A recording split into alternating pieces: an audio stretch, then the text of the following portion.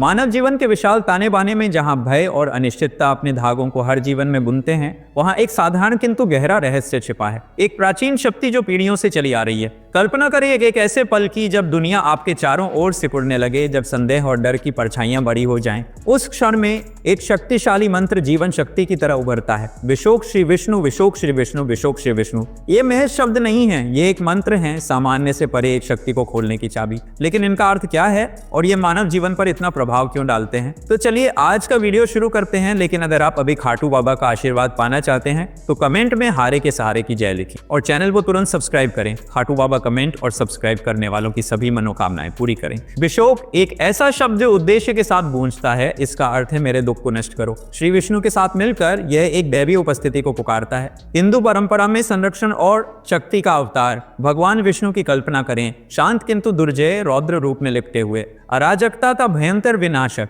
इस डरावने बाहरी रूप के नीचे एक कोमलता छिपी है जो शरण मांगने वालों को थामे हुए है। एक विरोधाभास उभरता है, शेर जैसी आकृति जिसकी आंखें भेदती हैं फिर भी गोद में मासूमों को आश्रय देती है, जैसे पौराणिक प्रहलाद को दैवीय सुरक्षा के बीच संभाला गया हो। इस दोहरेपन में ऐसा क्या है जो आत्मा को इतना गहराई से हिलाता है? चार भुजाओं वाला देवता शंख, चक्र, गदा को धारण किए हुए और कमल के चरणों पर विश्राम करता हुआ। ये केवल प्रतीक नहीं है, ये ब्रह्मांडीय सुरक्षा के साधन है जो भक्तों को घेरे हुए एक दैवीय संरक्षक दल हैं। एक बच्चे की कल्पना करें, आप या मैं, इस पवित्र आलिंगन में बसते हुए उन हथियारों से सुरक्षित जो आकाशीय ऊर्जा से गूंजते हैं। शंख स्पष्टता के साथ गूंजता है, चक्र विपदा को दूर भगाता है, गदा बाधाओं को तोड़ती है और कमल अटल शांति का प्रतीक है। यह धन, वैभव और आत्मीयता का एक मिश्रण है। एक नेता की कल्पना करें जो भीड़ के बीच चल रहा हो, चारों सुरक्षा कर्मियों से घिरा हुआ, यहाँ दैवीय संरक्षक के रूप में खड़ा है जो हमें जीवन के तूफानों से बचाता है। लेकिन यह सुरक्षा कब जागृत होती है और किन परिस्थितियों में यह हिलोरे लेती है?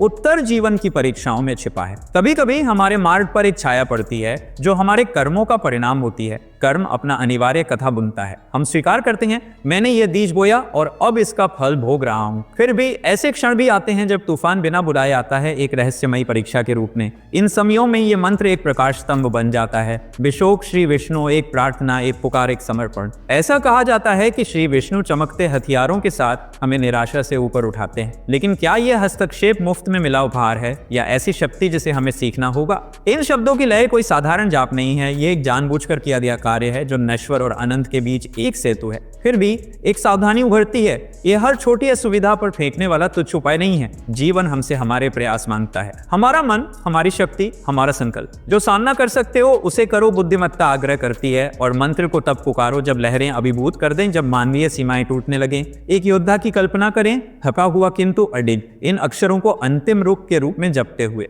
चार भुजाओं वाला संरक्षक संघर्ष को मिटाने नहीं आता बल्कि उसे साहस से भरने आता। फिर हमें दैवीय से आधे रास्ते में क्यों मिलना पड़ता है? शांत तैयारी के क्षणों में एक पुराना मंत्र उभरता है, ओम नमो दत्त। यह मंत्र मां से एक श्रद्धा से भरे वंश से विरासत में मिला, सांस की तरह बहता है। भगवान दत्त, विष्णु की कृपा और शिव की अग्नि का संलयन इन शब्दों में नृत्य करते हैं। जब अतिविचार अपना शिकंजा कसता है, जब चिंता मन को जकड़ लेती है, यह जाप खुलता है। अराजकता के खिलाफ एक स्थिर धड़कन। विशोक श्री विष्णु इस आंतरिक संनाद में शामिल हुआ, बचपन के स्वर का साथी। इन मंत्रों में ऐसा क्या है जो इन्हें हमारे अस्तित्व में इतना गहराई से जड़ देता है? प्रश्न विस्तृत होता है, हमें एक सार्वभौमिक सत्य पर विचार करने के लिए आमंत्रित करता है। आज की दुनिया बेचैन मन से भरी है, युवा चिंता से जूझ रहे हैं। आधार की खोज में एक के लिए ओम नमो दत्त ने तनाव को भंग किया, किसी और के लिए यह हरे कृष्ण या जय श्री कृष्ण हो सकता है। एक नाम मंत्र बन जाता है, मंत्र जीवन रेखा बन जाता है। श्रीमद् भागवतम के पवित्र पन्नों से एक और मंत्र उभरता है, कृष्णाय वासुदेवाय हरे परमात्मनि रणतः क्लेशनाशाय गोविंदाय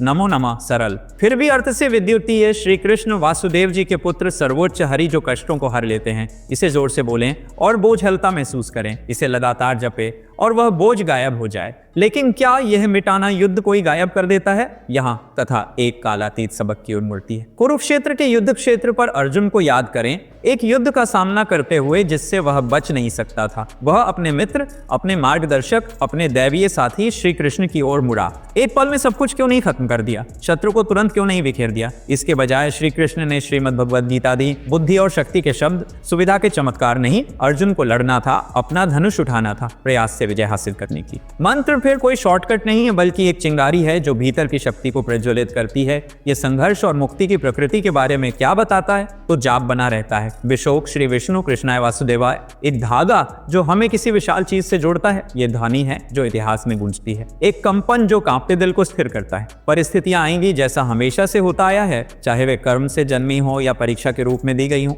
मंत्र उन्हें मिटाता नहीं, ये हमें उनका सामना करने के लिए सज्जित करता है। अर्जुन की तरह हम खड़े होना, लड़ना, उठना सीखते हैं। शब्द उड़ान भरते ही आधा तनाव फीका पड़ जाता है, विश्वास जड़ें जमाते ही बाकी बुझ जाता है। फिर भी एक रहस्य बना रहता है। यदि इन पवित्र ध्वनियों में इतनी शक्ति है तो वे सादगी में छुपे क्यों रहते हैं? हमारा इंतजार करते हुए कि हम उन्हें खोजें। आज का वीडियो समाप्त होता है, लेकिन गूंज बनी रहती है। मंत्र एक वाक्य से अधिक है। ये हमारे लचीलापन का दर्पण है, अंधेरे में हमारा मार्गदर्शन करने वाला एक दिशा सूचक। विशोक श्री विष्णु दुख का नाश करता है, कृष्णाय वासुदेवाय बोझ उठाने का गीत गाता है। वे उपकरण हैं, ताबीज नहीं, उन कुंजियों की तरह जो उस शक्ति को खोलते हैं जो हमारे पास पहले से ही है। अंतिम स्वर फीके पड़ते ही एक सवाल धीमा किंतु आग्रही बना रहता है, अपनी अगली परीक्षा के क्षण में आप कौन सा मंत्र जाप करेंगे? तो दोस्तों, अगर आपको ये वीडियो पसंद आया हो तो इसे लाइक करें, हमारे चैनल को सब्सक्राइब करें और बेल आइकन दबाएं ताकि आपको हमारे हर नए वीडियो की सूचना मिल सके। अगले वीडियो में हम एक नई साधना लेकर आएंगे। तब तक खुश रहें और अपना ख्याल रखें। जय खाटू श्याम, जय हारे का सहारा, जय मां कामाख्या,